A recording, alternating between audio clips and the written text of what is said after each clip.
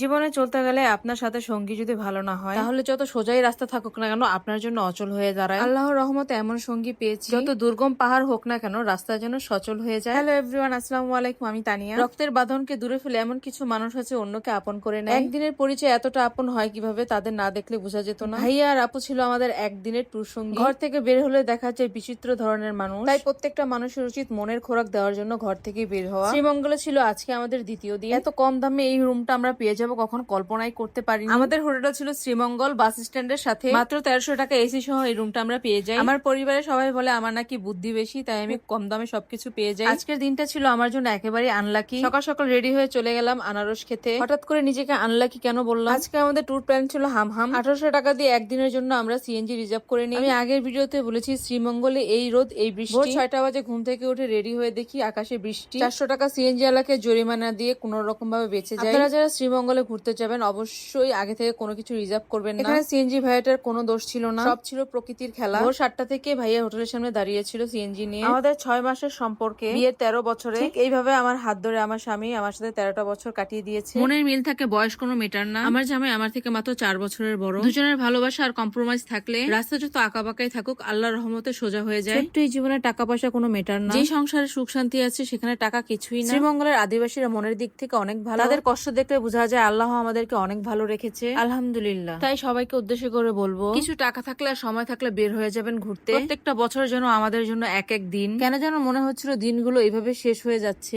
আল্লাহর পৃথিবীটা এতই সুন্দর, সাথে ভালোবাসার মানুষটা আরো বেশি সুন্দর। মাশাআল্লাহ। সম্পর্ককে মধুর করতে অবশ্যই নিজেদেরকে সময় দিন। মহান রব সবার জীবনকে যেন সুন্দর ও মধুময় করে দেয়। রুমটা ছেড়ে যেতে ইচ্ছে করছিল না। দিন শেষে সবকিছুকেই বিদায় দিতে হয়। সবাই ভালো থাকবেন, সুস্থ থাকবেন। আল্লাহ হাফেজ।